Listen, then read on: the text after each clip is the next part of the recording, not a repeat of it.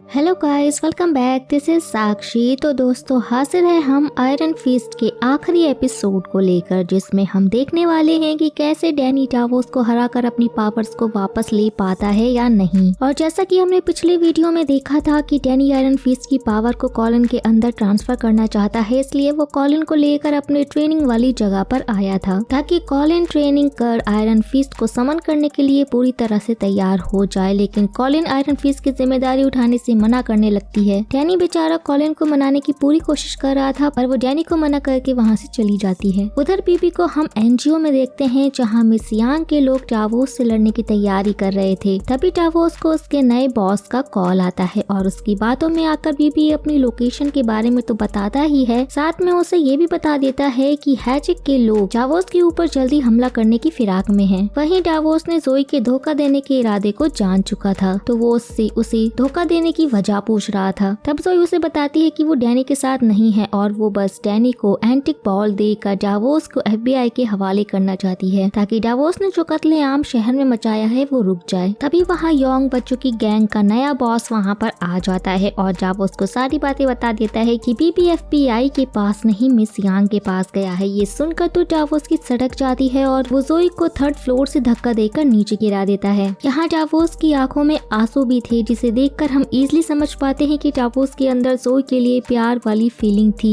वैसे मैं आपको बता दूं कि जोई अभी मरी नहीं है। इधर घर पर डैनी उस रिचुअल वाली फोटोज को देखकर उसे परफॉर्म करने की कोशिश कर रहा था कि वहाँ मिस्टिक आ जाती है। और आपको याद ही होगा कि मिस्टिक डावोस के खिलाफ जंग में और लोगों की मदद लेने गई थी, तो उसने काफी लोगों को उनकी टीम में जोड़ लिया था। ये सुनकर डैनी के साथ कॉलिन भी खुश थी। यही मिस्टिक उन्हें बताती है कि वो किसी और को भी उनसे मिलवाना चाहती है और वो उनके सामने फ्रैंक चोई को लाती है। अब फ्रैंक चोई वही आदमी है जिसने क्लोई को एक बॉक्स सेंड किया था, जिसके ऊपर ईगल का स्टैंप लगा हुआ था और कॉलिन उसे ढूंढ रही थी ताकि उसे उसकी माँ के बारे में कुछ पता चल सके। कॉलिन फ्रैंक से उस बॉक्स के बारे में पूछ रही थी, तो उसे पता चलता है कि फ्रैंक को ये बॉक्स बहुत सालों पहले एक औरत ने बेचा था और फ्रैंक के अनुसार वो औरत फ्रॉड थी। फ्रैंक उन सबको एक प्रिंसेस और पायरेट्स की कहानी सुनाता है, जिसे सुनकर कॉलिन समझ जाती है कि ये स्टोरी उसकी मॉम की है और वो न्यूयॉर्क में ही रहती थी। अपनी माँ के बारे में जानकर कॉलिन इमोशनल हो गई थी, इसलिए वो एक ब्रेक के लिए वहाँ से चली जाती है। कॉलिन के जाने के बाद डैनी मिस्टिक को बता देता है कि कॉलिन आयरन फिस्ट की रिस्पॉन्सिबिलिटी को नहीं निभाना चाहती। ये सुनकर मिस्टिक कॉलिन से मिलने जाकर उसे समझाती है कि आयरन फिस्ट की जिम्मेदारी उसे ही उठानी चाहिए, क्योंकि वो बिना किसी लालच के आयरन फिस्ट की जिम्मेदारी उठा सकती है। पर अभी भी कॉलिन इस जिम्मेदारी को लेने के लिए तैयार नहीं थी, तो मिस्टिक उन्हें कल तक का समय देती है ताकि वो दोनों ये डिसाइड कर ले कि डैनी और उसमें से कौन आयरन फिस्ट की जिम्मेदारी लेगा, क्योंकि कल वो एफबीआई के साथ मिलकर डावोस को पकड़ने वाली है। इसके बाद डैनी और कॉलिन हैचेट गैंग के बेस पर आते हैं, जहां गोल्डन टाइगर के गैंग वाले भी मौजूद थे और वहां दोनों गैंग्स मिलकर डावोस को हराने की प्लानिंग कर रहे थे। तो डैनी और कॉलिन उन्हें डावोस से दूर रहने के लिए बोलते हैं, क्योंकि डावोस के पीछे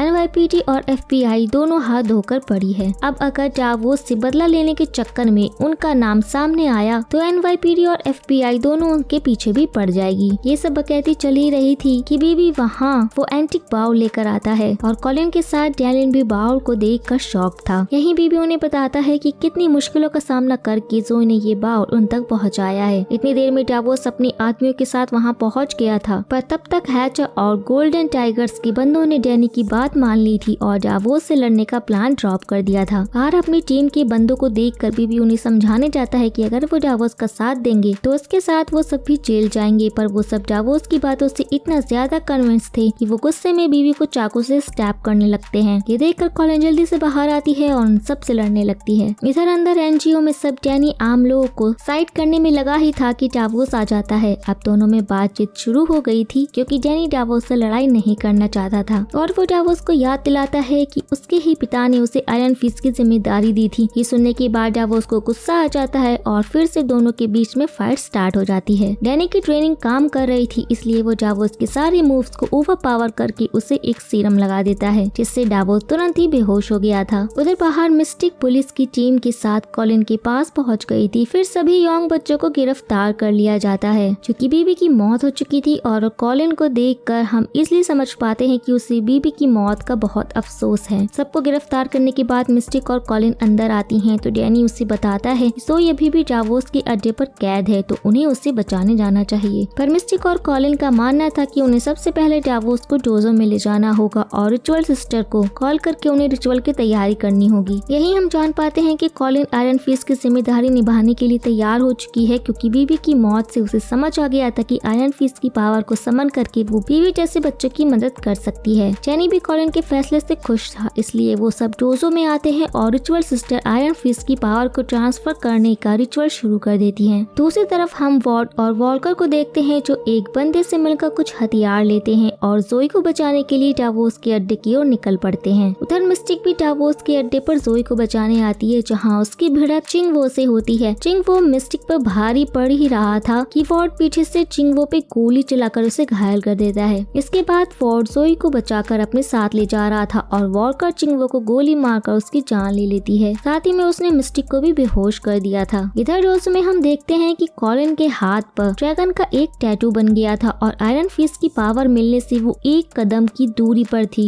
यही डैनी कॉलिन को सिखा रहा था कि डावोस से पावर ट्रांसफर करने के लिए उसे पहले ड्रैगन हर्ट को लेना होगा और उसके लिए उससे हैंड शेड मूव को डावोस पर परफॉर्म करना होगा। कॉलिन डावोस पर हैंड शेड परफॉर्म करती है और धीरे डावोस की बॉडी पर से ड्रैगन का टैटू गायब होने लगता है और अचानक से डावोस होश में आकर अपने आयरन फिस्ट से उन पर हमला कर देता है। लेकिन इसमें डैनी और कॉलिन बच गए थे और यही हम देख पाते हैं कि कॉलिन भी अब आयरन फिस्ट को समन कर पा रही है। तो अब डावोस और कॉलिन दोनों के पास आयरन फिस्ट की पावर्स थी। ये देखकर डैनी समझ जाता है कि दोनों में से कोई मरने वाला है, क्योंकि रिचुअल पेज पर साफ लिखा हुआ था कि अगर रिचुअल पूरा कंप्लीट नहीं हुआ तो सेंडर और रिसीवर दोनों की जान जरूर जाएगी। ये बात डैनी डावोस को भी समझा रहा था, पर डावोस उसे नजरअंदाज करके वहाँ से भाग जाता है। उधर डावोस के अड्डे पर वॉल्कर डावोस की तलाश कर रही थी और इतनी देर में मिस्टिक को भी होश आ गया था और वो भी वहाँ से निकलने के लिए प्लानिंग में जुट जाती है। दूसरी तरफ फोर्ड जोई को हॉस्पिटल ले जा रहा था और रास्ते में दोनों बातचीत करके अपने बीच की दूरियां मिटा देते हैं। यहीं वो जोई को बता देता है कि बेथनी प्रेग्नेंट है और वो बाप बनने वाला है। वहीं डावोस अपने अड्डे पर आकर चिंगवो को आवाज लगा रहा था और थोड़ा आगे बढ़ने पर उसे पता चलता है कि चिंगवो का विकेट तो गिर चुका है। डावोस चिंगवो की मौत पर दुखी हो ही रहा था कि वॉल्कर उस पर गोलियां चलाने लगती है, तो डावोस को दीवार के पीछे छुपना पड़ता है और डावोस वॉल्कर को मैनिपुलेट करके उसे उसका साथ देने के लिए मना रहा था, पर वॉल्कर बस डावोस की जान लेना चाहती थी। तभी वहाँ डावोस की तलाश में डैनी और कॉलिन आ जाते हैं। डैनी वॉल्कर को समझाने लगता है कि उन्हें डावोस को जिंदा पकड़ना है, क्योंकि अगर डावोस की जान गई तो कॉलिन भी मारी जाएगी। पर वॉल्कर डैनी की बात से सहमत नहीं थी, इसलिए वो डैनी से लड़ने लगती है। इधर ये दोनों लड़ रहे थे और उधर कॉलिन भी डावोस के साथ आयरन फिस्ट को समन करके लड़ रही थी। वॉल्कर डैनी के ऊपर भारी पड़ने लगी थी कि वहाँ उसका साथ देने मिस्टिक आ जाती है, पर अभी भी वॉल्कर का पड़ला भारी था, इसलिए डैनी दिमाग लगाकर वाटर पाइप को तोड़ देता है और वॉल्कर को पकड़कर मिस्टिक से उसकी आंख में फ्लैश लाइट दिखाने को बोलता है, ताकि वॉल्कर की पर्सनैलिटी चेंज हो जाए और बॉडी का कंट्रोल मैरी के हाथ में आ जाए। डैनी का प्लान काम कर जाता है और वॉल्कर मैरी में बदल जाती है, तो डैनी मैरी को मिस्टिक के पास छोड़कर कॉलिन की मदद के लिए चला जाता है। वहीं हम देख पाते हैं कि डावोस ने कॉलिन की हालत खराब कर दी है और वो उससे अपनी पावर्स वापस ले रहा था, पर तभी वहाँ पर डैनी आ जाता है और फिर से दोनों के बीच में लड़ाई शुरू हो जाती है। अब तक डावोस बहुत थक चुका था, इसलिए डैनी उसे इजीली ओवर पावर करके गिरा देता है, जिसके बाद कॉलिन बिना समय गवाए डावोस के अंदर से ड्रैगन हार्ट को अपने अंदर ट्रांसफर कर लेती है। अपनी पावर्स को गवाकर डावोस बहुत ही ज्यादा वीक हो चुका था, इसलिए वो उनसे उसे मारने की रिक्वेस्ट करने लगता है, पर डैनी उसे मारना नहीं चाहता था, इसलिए वो वहाँ से जाने लगा था। लेकिन डावोस उस पर हमला करने के लिए आगे बढ़ता है, तो कॉलिन आयरन फिस्ट को समन करके जमीन पर सुपरमैन पंच मारती है, जिससे डावोस दूर जाकर गिरता है और बेहोश हो जाता है। कॉलिन को आयरन फिस्ट का इस्तेमाल करता देख डैनी बहुत खुश था। थोड़ी देर बाद डावोस को पुलिस के हवाले कर दिया जाता है। मिस्टिक भी अब खुश थी कि आयरन फिस्ट किसी काबिल के हाथों में है और वो कॉलिन को उसके आगे की जर्नी के लिए बेस्ट ऑफ लक बोलती है। इसके बाद डैनी डोजो जाता है ताकि जो रायता उसने फैलाया है उसे साफ कर सके और कॉलिन अपने एनजीओ की ओर निकल जाती है। घर पर साफ सफाई के दौरान डैनी को कॉलिन की मदर वाला बॉक्स टूटा हुआ मिलता है और जब वो उसे उठा रहा था तब उसकी नजर उस ईगल वाले स्टैम्प पर जाती है, जिसके पीछे के हिस्से को देखकर वो शॉक्ड हो जाता है। उधर कॉलिन एनजीओ में मिस यांग से मिलकर उन्हें समझाती है कि फ्यूचर में दोनों गैंग को साथ मिलकर ही काम करना होगा और अगर गैंग वॉर की सिचुएशन बनी तो वो वापस से उन्हें रोकने आएगी। मिस यांग उसे थैंक्स बोलती है और वादा करती है कि ऐसा नहीं होगा। उधर बेचारा वॉर्ड बेथनी से मिलकर उसे समझा रहा था कि वो बच्चे की रिस्पॉन्सिबिलिटी उठाने को तैयार है, पर बेथनी उसे थोड़ा टाइम अकेले रहने को बोलती है ताकि जो कुछ भी हुआ वॉर्ड उसे एक्सेप्ट करके आगे बढ़ सके। तब तक के लिए बेथनी उसका इंतजार करेगी। वहीं मैरी जोई के घर आती है जहाँ जोई पहले से मौजूद थी और वो मैरी को पैसे देकर यहाँ से दूर जाने को बोलती है। पर मैरी न्यूयॉर्क से नहीं जाना चाहती थी क्योंकि उसे पता लगाना था कि उसे आतंकवादियों से किसने बचाया था। अब मैरी को शक था कि उसकी एक थर्ड पर्सनैलिटी भी है, इसलिए वो यहीं रुक कर जोई की कनेक्शन की मदद से अपनी इंफॉर्मेशन आर्मी वालों से निकलवाएगी। उधर घर पर जब कॉलिन आती है तो सारी चीजें ऑर्गेनाइज होती हैं, पर डैनी वहाँ पर नहीं होता। वहीं टेबल पर कॉलिन को डैनी का लेटर मिलता है जिसमें डैनी ने उसे बताया था कि जब वो कुंगलून में रहता था तब वहाँ उसने एक ऐसी औरत की कहानी सुनी थी जिसने आयरन फिस्ट को समन करने वाले को हरा कर शेफलिन द अनडेइंग को हासिल किया था, और जो ईगल स्टैम्प कॉलिन के पास है वही उस औरत का सिंबल हुआ करता था। तो कॉलिन भी कहीं न कहीं उसी औरत के खानदान से है। ये जानकर कॉलिन भी हैरान थी। तो डैनी को अभी बहुत सारी पहेलियों को सुलझाना है, इसलिए वो अभी बाहर गया है। वहीं ये सारी बातें डैनी लेटर की जगह कॉल पर भी कॉलिन को समझा सकता था, पर क्या करे, मार्वल वाले भी बॉलीवुड से ऑब्सेस्ड हैं।